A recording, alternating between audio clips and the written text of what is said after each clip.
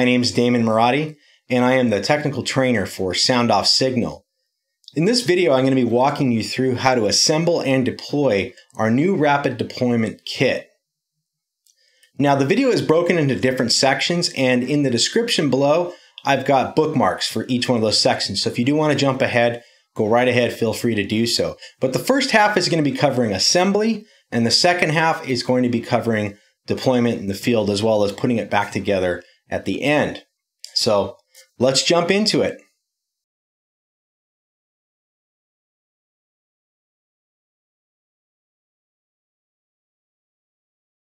Starting at the lower right, we've got the lights, and just below that, you're additionally going to have like extra adhesive strips, and we're going to talk about those a little bit further into the video. Moving to the left, we've got our window shrouds, and we've got a dual size and we have a single size. And dual means it's going to have two lights sitting inside of it, and that'll be your front and rear facing, and the single ones are going to be a single light left and right side facing. Continuing along, we've got all of our wiring for the control amplifier as well as the amplifier itself, and we're going to cover all this wiring and how it gets connected a little bit further in this video. Following that, we've got the tools, and then below that we've got the wiring harness for the Siren speaker itself, and the control panel. All right, so the next step is we're going to get all of the lighting out of the packaging, and we're going to separate all the lights out. And we want to do that by this ID number, and it shows its facing and its ID number. So this one here is 32. Now I like to get all the packaging opened up using a razor knife just to get all the parts in front of me. So that's what I'm going to do at this point. And what we're going to be doing with these lights is assembling them into their shrouds based on this diagram here, where the ID determines which direction the light's going to be facing once assembled. Once we have everything separated out, it's time to jump into assembling the different lights. Now here we have the shroud. This is going to be the smaller of the two different shrouds, and then we've got each of the lights. And with each light, you're going to get 4 wing nuts that'll fit the light. So you do have a couple extra spares if they're needed. Moving on to light assembly, what we're going to do first is assemble the side pieces to get them out of the way. Both sides are going to use ID 31. And that ID information is going to be listed on the light on the tag, as well as the plastic packaging that the light came in. All right, so when we start assembling the light, the first thing we're going to want to do is take the backing plate for the light and put it onto the back of the light. And you're going to start by pushing the plug through the hole of the backing plate, and it can be a little snug. And then it's just a matter of getting that tag through it until it's all the way down and sitting with the studs going through the plate itself. Now, once you've got that assembled, we're going to take that light and we're going to push it into the shroud, and we're going to pass the wires down, and there's a little recess in the backing plate for those wires to go through. And what we're doing in this case is we're going to line up those studs through the backside with that wire kind of pushed down like that. And we're just going to put the wing nuts on it and just snug it up a little bit. There's no need to go very tight on that. You can actually leave it slightly loose so it's got some movement, so it'll allow you to give it a swivel, for your final adjustment once you've placed it into the vehicle. Now the next step is to put on the foam strips, which are going to help prevent light from coming back into the vehicle when the lighting system is active. And you're going to have one on the top and you're going to have one on the bottom. And additionally on the sides, there's 2 pieces of locking dual lock that'll be used to adhere the light to the window during use. And this image here is going to show what the finalized product looks like once all the adhesive strips have been installed. And then it's just a matter of repeating this process for the other side of the vehicle using ID 31 there as well. Moving along, we're going to go ahead and start building the front and rear light assemblies. And the best way to do this is to pick the shroud up and look at it how you would see it if you were looking at the front of the vehicle or the rear of the vehicle. And that's actually really nice, because what we're going to do is we're going to take ID number 32 and always make sure it's on the left when we're viewing the light, and ID number 33 is going to be on the right. And the best part about that is no matter which way you look at this light, whether you're looking at it from the front of the vehicle or from the rear of the vehicle, ID 32 is always on the left and ID 33 is always on the right. And then it's just a matter of putting it together just like we did with the small shroud. So you're going to go ahead and insert the backing plate and thread the wire through the backing plate, mount it inside of the shroud, go ahead and secure the shroud, and then go ahead at the end, and put on your gaskets and the dual lock adhesive strips.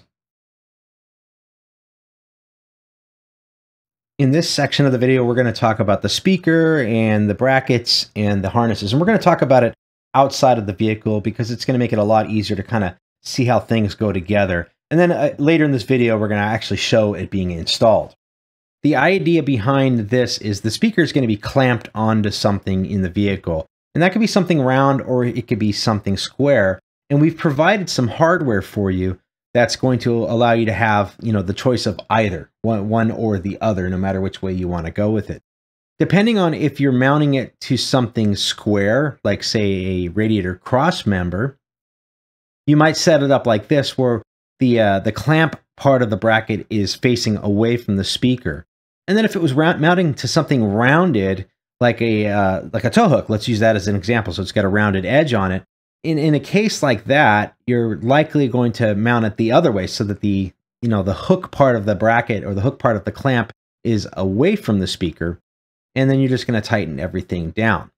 So how this works is once everything's clamped, you're going to basically put these nuts on the end of the U brackets and just tighten them down so it snugs everything up real nice and tight. And then you can use the tools that we include with the kit. So we do include an adjustable type wrench, and you can use that to tighten everything up. It's a smaller one, so it's going to be able to get into those smaller areas a lot easier. And then you want to make sure that you put a second nut up against that first one. So we give you 8 nuts for these 2 brackets, and that second nut's going to work like a jam nut. And the jam nut's going to basically work like a lock nut for the whole assembly. It'll help prevent anything from vibrating apart. Okay, so now let's start talking about the harness for the vehicle. All I've done at this point is just lay it out. And the first thing that I want to point out are these hook and loop straps that are on each one of these coils. Now during storage, it's a great idea to keep these on there. Those will help keep everything nice and tidy. And when we start doing the installation of the vehicle, we're going to take those off. So you're going to want to make sure that you pay attention to where they are, keep them, maybe just hook them off onto the wire somewhere so that they don't get lost. All right, I'm going to go ahead and grab this one harness and move it off to the side. We're going to come back to that a little bit later. Now at this point, on the left side of this harness, we have like our power and our control amplifier connections. And then on the right side of the harness, we've got all of our lighting harnesses that are going to go to the individual lights at the different places throughout the vehicle. And each of these harnesses are labeled. So we've got a rear, a passenger side, driver's side, and a front. And these harnesses connect very easily to the lights by just inserting the lights connector inside of the harness socket. And during storage, you can leave the harnesses connected to the lights if you want to, or you can disassemble them. And if you wanted to disassemble them, you just use the screwdriver that we included with the toolkit to release the light from the socket. All right, let's go ahead and move on to connecting this harness to the control amplifier. And we'll also talk about that last harness during that time.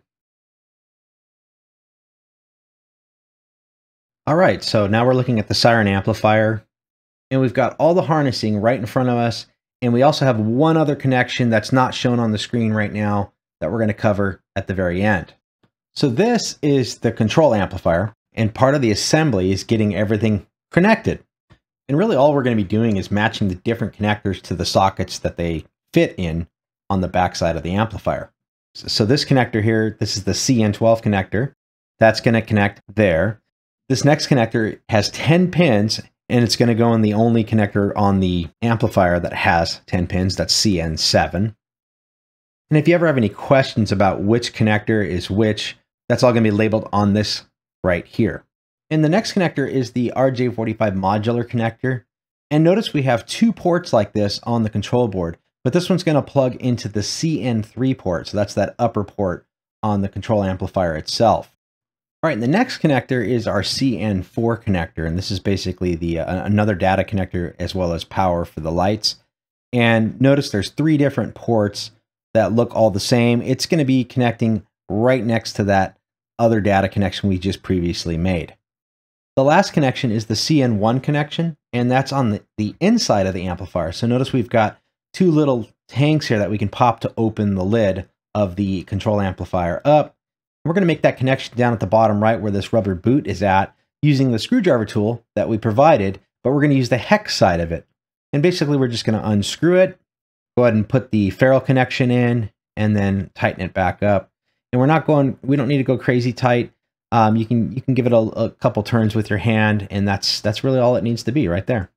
The next harness is the Siren harness, and we're going to make that connection on the amplifier on the CN8 connector, which is right next to the 10-pin plug we did earlier. This is a 4-pin connection. It's the only one on the board. And last, the handheld controller. This one has a modular RJ45 jack on it, and we're going to connect that in the only other modular jack on the back side of the amplifier. And that's it. All the connections are done. And at this point, we've basically assembled everything that needs to be assembled. So it's just a matter of putting everything back into the case so that it can be deployed rapidly while in the field. All right, so we're going to do a quick walkthrough about how to pack the box back up. Now you might ask what these are. They are spare adhesive strips for your light shrouds, basically to replace the side pieces, because during installation and removal, you're going to probably end up with some of these that will be missing. And we're going to talk about that more during the actual installation into the vehicle deployment process. So putting everything back together is just a matter of getting everything back into the right cavity inside the case. And we're going to start with the Siren speaker. And you're going to want to just make sure that wire just kind of gets wrapped around it. And then notice the bolts, the one on each side, and these cutouts. Those cutouts are there for those bolts, so that way you don't end up scarring the foam. Now the hardware for the speaker, I like to keep it bagged up when I'm not using it, and I'm just going to go ahead and tuck it in right here. Next would be the light assemblies, and notice that there's a trapezoid shaped cutout in the foam. And what I recommend doing is putting the larger lights in first, and then the smaller lights. And this can be with or without the harness connectors for the lights connected to the lights themselves. That's going to be a preference. It'll store either way.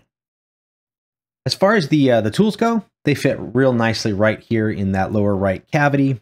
And then we're down to just the Siren amplifier.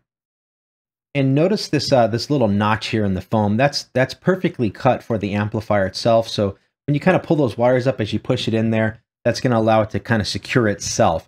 And I'm going to take the control panel harness and the Siren speaker harness and just kind of push them off to the side for the time being. We'll come back to those in a minute. And then the rest of the harnesses, we're just going to kind of roll them up, finish coiling them so that they'll fit in this left area.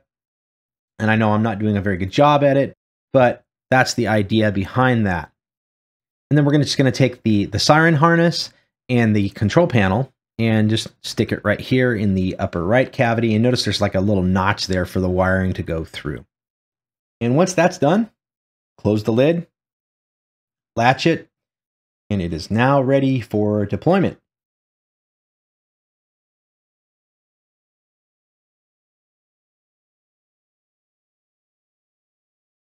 Earlier, we talked about how to assemble the case, but in this part of the video, we're going to be talking about how to put it into the vehicle. So we're going to roll it up to the vehicle, pick it up, and stick it in the back seat.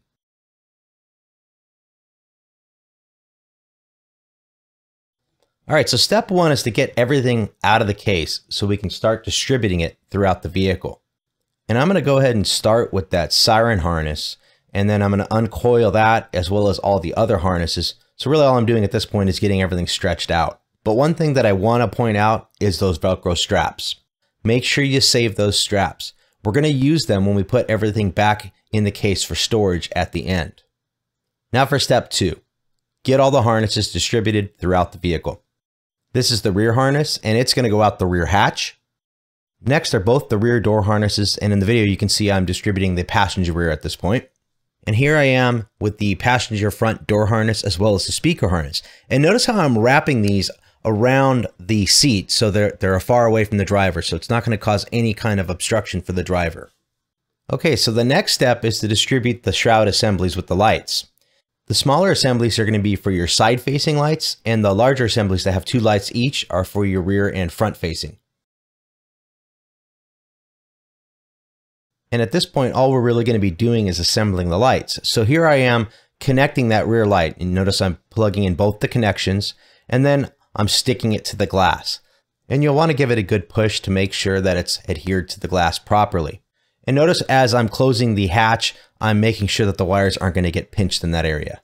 And we're going to repeat this same process for all the other lights in the vehicle. So for this installation, I've got the passenger rear door that I'm showing you right here, and I'm going to repeat that on the driver's side as well. And here we are doing the exact same thing for that front windshield. And in some cases, we may want to have this centered, and in other cases, you may want to have this off to one side. That's going to depend on your particular situation. Now, the next step is going to be a little bit difficult to show in this video because it's going to vary from vehicle to vehicle. On this Tahoe, I was able to mount the speaker behind the grille, and that did require removing this panel, but it was pretty easy to do using the included screwdriver that's part of the kit. And this image here shows where we were able to install this speaker for this particular installation. It's mounted using the clamps to the center support that's right behind the grille. It was actually really easy. And going back to that speaker harness that we ran earlier up to the right front door area, we're going to take that out the door, under the hood, and get that connected to the speaker. And we just need to pay attention to any pinch point like hinges and things like that so we don't damage the wire. Now we're just about done with the installation, but we need to do one thing first. We need to make sure that the rapid deployment kit is secured in the back seat. So here you can see I've got it strapped in the back seat using the seat belt, and I've got the hip belt going across the hinge area, and I've got the shoulder belt going across the lid. And that'll help provide adequate ventilation for the system once it's in use. So now that we've got everything mounted and placed and secured, it's a matter of plugging in the system to start doing some testing. We definitely want to test everything out before you go out in the field with the unit. And you got to make sure that this is plugged into a 15 amp power socket. Otherwise, you may not have an adequate power supply to power up the Siren and the lights and everything else at the same time. All right, so now we've got the system fired up, and we're going to demonstrate some of the basic functions. So right now it's level 2, and we've got red and blue flashing. And as I do the walk around of the vehicle, notice how now it's in a blue only mode, showing only blue lights. And now we're demonstrating the red only mode. Now here we're switching back to the red-blue mode, and notice how the pattern slows down, and that's because we've gone into the Title 13 compliance mode, so we're using a slower pattern. And now level 3 is active, so we have some white thrown in the mix as well. And jumping back to the front end, notice how we have the steady red for California Title 13. And now we're just going to talk about how to take it apart after use. And really all it is reversing everything that we did earlier. Here I am moving in reverse as I take everything off the vehicle that I already installed and kind of get it back into the case, wrapped up, coiled, all that kind of stuff. Now here's a quick diagram that shows how everything's stored inside the case, or the best way to store it for shipping. All right, so that kind of walks you through how everything's set up, put together, assembled, deployed, everything. You can probably expect to spend about a half an hour assembling the case when you first receive it.